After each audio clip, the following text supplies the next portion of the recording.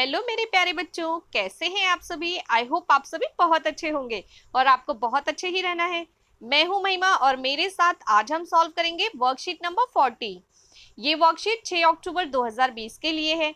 आज हम लोकतांत्रिक राजनीति का पार्ट संस्थाओं का कामकाज पढ़ने जा रहे हैं। बहुत ही इंटरेस्टिंग चैप्टर है। जल्दी से सभी बच्चे चैनल को सब्सक्राइब कर लीजिए ताकि हर एक वीडियो का नोटिफिकेशन आपको मिलता रहे।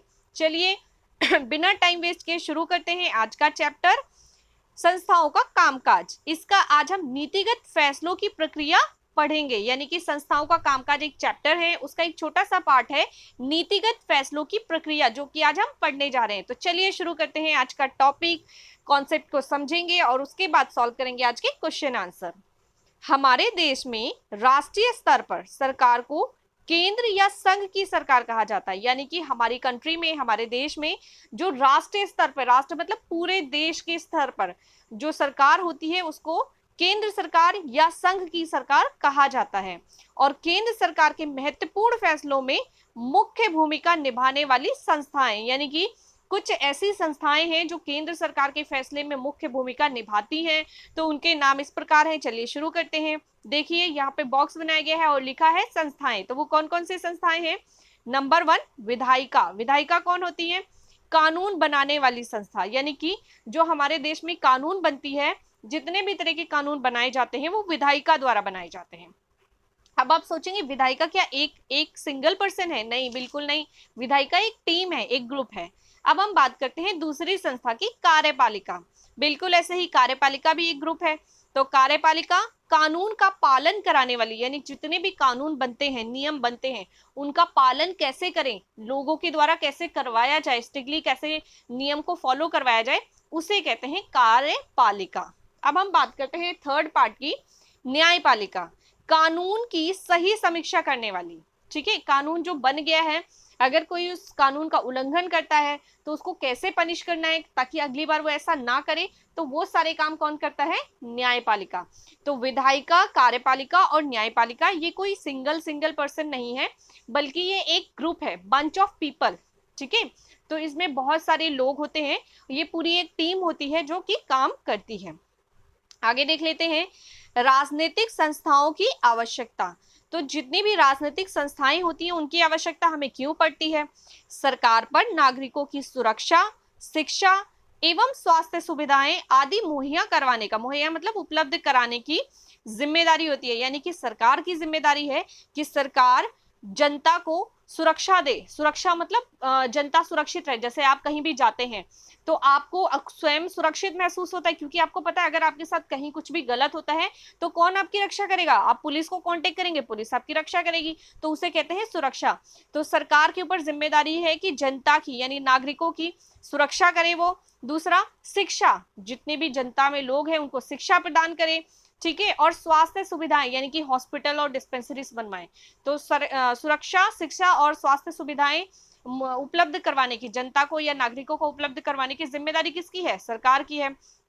वह कर, यानी कि टैक्स इकट्ठा करके सेना, पुलिस तथा विकास कार्यों पर खर्च करती है। यानी कि सरकार क्या करती है? पहले टैक्स इकट्ठा करती है हम ही लोगों से, हमसे टैक्स इकट्ठा करती है, उससे पैसे मिलते हैं सरकार को।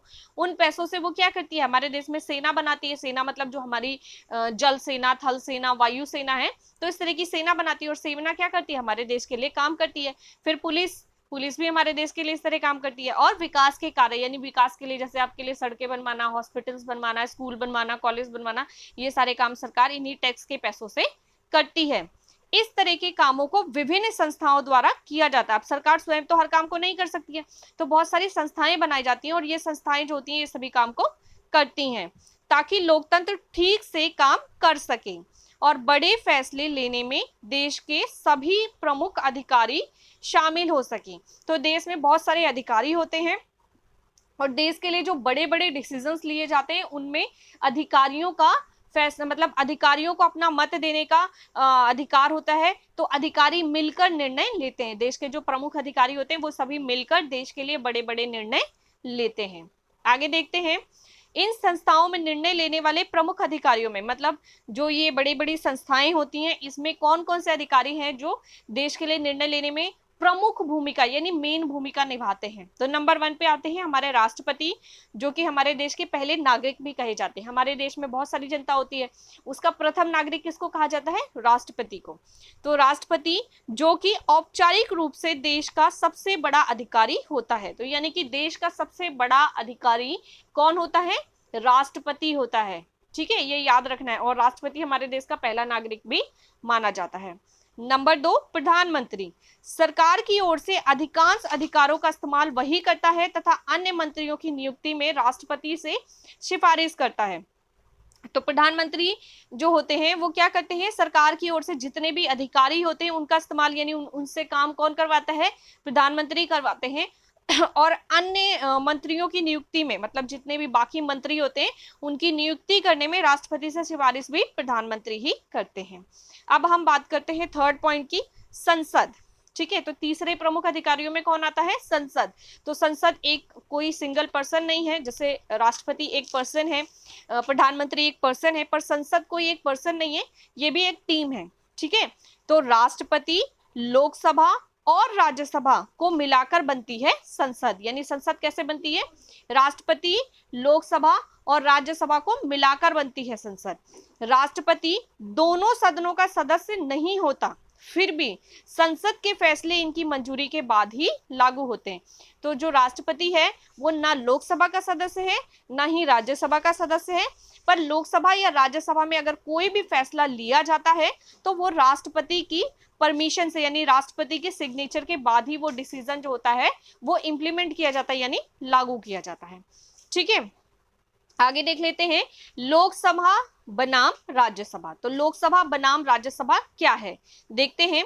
हमारे संविधान में राज्यसभा को राज्यों के संबंध में कुछ विशेष अधिकार प्राप्त है, यानी जो राज्यसभा है उसको राज्यों से रिलेटेड बहुत सारे अधिकार प्राप्त हैं, लेकिन अन्य अधिकतर मामलों में सर्वोच्च अधिकार, सर्वोच्च मतलब सबसे ज्यादा अधिकार, तो बाकी मामलों में सबसे ज्यादा अधिकार जो सर्वोच्च अधिकार सबसे बड़ा अधिकार है वो किसको मिला है? लोकसभा के पास है। कैसे? चलिए देखते हैं। नंबर 1 पॉइंट, किसी भी सामान्य कानून को पारित करने में दोनों सदनों के बीच कोई मतभेद होता है तो लोकसभा के विचार को प्राथमिकता मिलने की संभावना रहती है। आपको ये याद रखना है कि कोई भी नया कानून बनता है तो एक बिल बनता है, बिल मतलब उस कानून को पहले पेपर पे लिखा जाता है, उसे ही बिल कहते हैं। वो जो बिल होता है वो सबसे पहले दोनों सदनों में पेश किया जाता है, राज्यसभा में और लोकसभा में। कुछ सदस्य राज्यसभा में होते हैं, कुछ लोकसभा में होते हैं। राज्यसभा में जब उसे बहुमत मिलता है, बहुमत का मतलब आधे से ज्यादा लोग उसको मतलब हाँ कर देते हैं, उस बिल को कहते हैं कि हाँ ये सही है, हम सिग्नेचर करने के लिए एग्री हो जाते हैं। तो अगर आधे से ज्यादा लोग राज्यसभा में एग्री हो जाते हैं यानी राज्यसभा में वो बिल पास हो गया। फिर लोकसभा में भी सेम प्रोसेस, वहां भी बहुमत प्राप्त होता है तो लोकसभा में बिल पास हो जाता है। फिर राष्ट्रपति जी उस पर सिग्नेचर करते हैं और वो फिर बिल क्या होता है? कानून बन जाता है। तो इसी तरीके की अगर कोई बिल है, कुछ बिल ऐसे होते हैं जो राज्यसभा में पारित हो गए, लोकसभा में नहीं हुए, कुछ ऐसे हैं जो लोकसभा में पारित हो गए, राज्यसभा में नहीं हुए। तो इसी तरीके से किसी सामान्य कानून को पारित करने में दोनों सदनों के बीच कोई मतभेद होता है, यानी कि कोई कानून बनने जा रहा है लेकिन दोनों सदन जो है उनके विचार अलग अलग है। एक सदन पास करने को तैयार है, दूसरा सदन नहीं तैयार है, यानी मतभेद है दोनों में। ठीक है, तो जो लोकसभा है, लोकसभा के विचार को प्राथमिकता मिलने की संभावना होती है, यानी कि प्रेफरेंस को किसको मिलेगा? लोकसभा को मिलेगा, क्योंकि लोकसभा के पास सर्वोच्च अधिकार प्राप्त होते हैं। नंबर 2, पैसे के मामलों में लोकसभा द्वारा पारित बजट या कानून को राज्यसभा सिर्फ 14 दिनों तक अपने पास रख सकती है और सुझाव दे सकती है, जबकि लोकसभा को अधिकार है कि वो उन सुझावों को माने या ना माने। ठीक है, तो ऐसा क्या होता है कि जो बजट होता है वो लोकसभा में पारित होता है, वो राज्यसभा के पास जाता है, राज्यसभा को क्या करना है? उस पर साइन करने हैं, और अगर वो साइन नहीं करना चाहते, उनको वो बजट नहीं पसंद है, तो उनके पास ये ऑप्शन है कि वो 14 दिन तक उस बजट को अपने पास रखेंगे और उस पर अपने सुझाव देंगे कि इस बजट में ये चीज ऐसे है और इसको ऐसे नहीं वैसे करना चाहिए। ठीक है, यानी अपने सुझाव देंगे। लोकसभा की मर्जी है कि वो उस सुझाव को माने या ना माने। ठीक है, अवॉइड कर दे। तो ये है नंबर 2 पॉइंट। बात करते हैं नंबर 3 पॉइंट की। सबसे बड़ी बात तो यह है कि लोकसभा मंत्री परिषद को नियंत्रित करती है। सबसे मेन पॉइंट है, जो लोकसभा है वो क्या करती है, जितना मंत्री परिषद है उसको नियंत्रित करती है, कंट्रोल करती है। सिर्फ वही व्यक्ति प्रधानमंत्री बन सकता है जिसे लोकसभा में बहुमत हासिल हुआ हो, यानी जिस पर्सन को लोकसभा में बहुमत मिलता है उसे ही वही अधिकार है कि वह प्रधानमंत्री बन सकता है। अब आप सोचेंगे लोकसभा में बहुमत कैसे मिलता है। अब आप सोच लिए कि लोकसभा में जितने भी लोग हैं, नंबर ऑफ पीपल हैं, ठीक है, सदस्य हैं, जितने भी पर्सन है, मैं एक एग्जांपल बताती हूँ, ठीक है। जैसे कि मान लेते हैं कि लोकसभा में 100 लोग हैं, ठीक है, और 100 में से एक पर्सन है जो प्रधानमंत्री बनना चाहता है।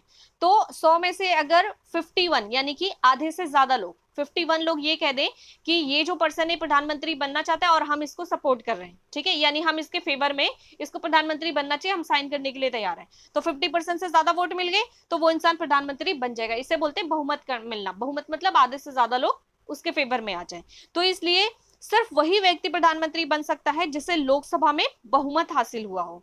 लोकसभा के आधे से अधिक सदस्य कह दें कि उनको मंत्री परिषद पर विश्वास नहीं, तो प्रधानमंत्री सहित सभी मंत्रियों को पद छोड़ना पड़ेगा। ये बात बहुत इंपॉर्टेंट है, सभी बच्चों को याद रखना है। जैसे जो कोई प्रधानमंत्री बन चुका है, ठीक है, प्रधानमंत्री बनने के बाद वो प्रधानमंत्री कैसे बने, उनको लोकसभा में बहुमत प्राप्त हुआ इसलिए वो प्रधानमंत्री बन गए। तो लोकसभा में आधे से ज्यादा लोगों ने उनको फेवर किया है ना। अगर आधे से ज्यादा लोग लोकसभा में उनको फेवर ना करें बीच में कभी भी, जैसे प्रधानमंत्री का शासनकाल कितने साल का है, 5 साल का है, 5 साल पूरे होने से पहले बीच में ही प्रधानमंत्री में लोकसभा में जो सदस्य हैं वो 50% से ज्यादा लोग कह दें कि ये जो इंसान प्रधानमंत्री है हम इसको फेवर नहीं करते और हमें मंत्री परिषद पर विश्वास नहीं, ऐसा वो कह दें, ठीक है, तो इससे क्या होगा, वो प्रधानमंत्री जो है वो उसी टाइम प्रधानमंत्री नहीं रहेंगे, उनको अपने पद से हटना पड़ेगा और उनके साथ साथ जो वहां के जितने भी मंत्री परिषद के सदस्य हैं यानी मंत्री हैं उनको भी अपना पद छोड़ना पड़ेगा। जबकि राज्यसभा को ये अधिकार प्राप्त नहीं है। तो ये अधिकार किसको प्राप्त है, सिर्फ लोकसभा को प्राप्त है। तो ये है हमारा आज का कॉन्सेप्ट। आई होप आपको समझ में आया होगा।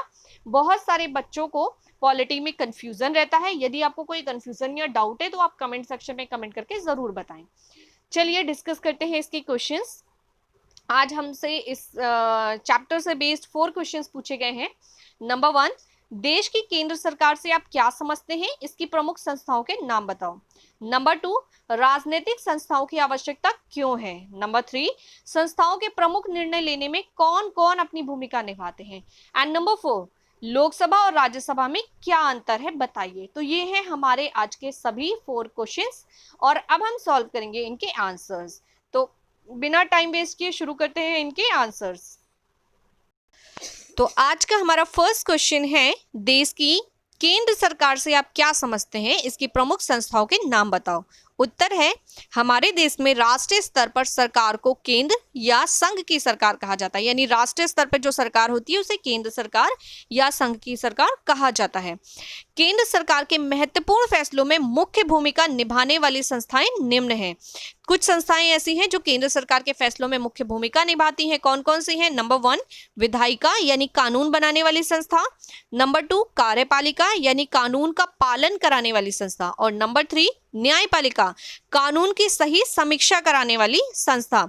तो सबसे पहले कानून, विधायिका यानी हमारे लिए जो कानून बनाती है, और कार्यपालिका हमसे उन कानूनों का पालन करवाती है, और न्यायपालिका यदि हम उन कानूनों का पालन नहीं करते हैं तो हमें पनिश करती है। अब बात करते हैं क्वेश्चन नंबर 2 की, राजनीतिक संस्थाओं की आवश्यकता क्यों है। उत्तर है, देश को सुचारू रूप से चलाने के लिए राजनीतिक संस्थाओं की आवश्यकता होती है। सरकार पर नागरिकों की सुरक्षा, शिक्षा एवं स्वास्थ्य आदि सुविधाएं उपलब्ध कराने की जिम्मेदारी होती है। वह कर इकट्ठा करके सेना, पुलिस तथा विकास कार्यों पर खर्च करती है। इस तरह के सभी काम विभिन्न संस्थाओं द्वारा करवाए जाते हैं। तो ये है हमारे प्रश्न 2 का उत्तर। बात करते हैं आज के प्रश्न नंबर 3 की। संस्थाओं के प्रमुख निर्णय लेने में कौन कौन अपनी भूमिका निभाते हैं। उत्तर है, संस्थाओं के प्रमुख निर्णय लेने में प्रमुख अधिकारी अपनी भूमिका निभाते हैं।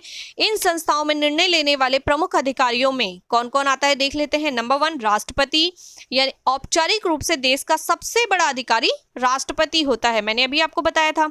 नंबर 2 प्रधानमंत्री, सरकार की ओर से अधिकांश अधिकारियों का इस्तेमाल प्रधानमंत्री द्वारा किया जाता है तथा अन्य मंत्रियों की नियुक्ति में राष्ट्रपति से सिफारिश करता है। कौन करता है? प्रधानमंत्री जी करते हैं। बात करते हैं नंबर थर्ड पॉइंट की। थर्ड पॉइंट इज संसद। राष्ट्रपति, लोकसभा तथा राज्यसभा को मिलाकर संसद बनती है।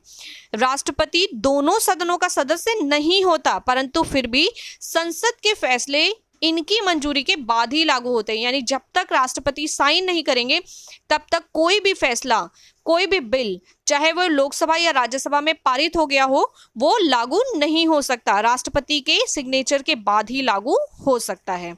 तो बात करते हैं आज के नेक्स्ट क्वेश्चन की। तो हमारा आज का चौथा प्रश्न है, लोकसभा और राज्यसभा में क्या अंतर है बताइए। उत्तर है, हमारे संविधान में राज्य को राज्यों के संबंध में कुछ अधिकार प्राप्त हैं, परंतु अधिकतर मामलों में सर्वोच्च अधिकार लोकसभा के पास है, यानी कि जो बड़े अधिकार हैं, अधिकतर अधिकार हैं, वो लोकसभा के पास हैं। कैसे देखते हैं। नंबर 1 पॉइंट, किसी भी सामान्य कानून को पारित करने में दोनों सदनों के बीच कोई मतभेद हो, यानी दोनों सदनों के विचार अगर अलग अलग हो, मतभेद होता है तो लोकसभा के विचार को प्राथमिकता मिलने की संभावना रहती है, यानी कि लोकसभा का जो विचार है उसको प्रेफरेंस दिया जाता है, प्राथमिकता दी जाती है। नंबर 2, लोकसभा द्वारा पारित बजट या कानून को राज्यसभा सिर्फ 14 दिनों तक अपने पास रख सकती है और सुझाव दे सकती है, जबकि लोकसभा को अधिकार है कि वह उन सुझावों को माने या ना माने। ठीक है, तो राज्यसभा कुछ और नहीं कर सकती, सिर्फ या तो उसको पारित कर दे या फिर 14 दिन के लिए अपने पास उसको रख के सुझाव दे सकती है, बस। ठीक है, और लोकसभा को अधिकार है कि वो चाहे तो उन सुझावों को माने, चाहे ना माने। थर्ड पॉइंट, सिर्फ वही व्यक्ति प्रधानमंत्री बन सकता है जिसे लोकसभा में बहुमत हासिल हुआ हो, जबकि राज्यसभा को यह अधिकार प्राप्त नहीं। तो ये है हमारे आज के सभी चारों प्रश्न और उनके उत्तर। आई होप आपको सभी आंसर्स पसंद आए होंगे और समझ में आए होंगे। अगर फिर भी कोई डाउट या कंफ्यूजन है तो आप हमसे ज़रूर शेयर करें। सभी बच्चों को अगर ये क्वेश्चन समझ में आए तो जल्दी से वीडियो को लाइक कर दीजिए और अपने दोस्तों के साथ शेयर कर लीजिए और चैनल को सब्सक्राइब कर लीजिए, ताकि हर एक वीडियो का नोटिफिकेशन आपको मिलता रहे और आप हमारे द्वारा पढ़ाए जाने वाले सभी वर्कशीट्स को सॉल्व करते रहें। तो सभी बच्चे ध्यान से अपनी पढ़ाई करेंगे और जल्दी से चैनल को सब्सक्राइब करेंगे। मैं हूं महिमा और आपसे लेती हूं विदा। फिर मिलूंगी अगली वीडियो में। तब तक सभी बच्चे स्वस्थ रहिए, मस्त रहिए।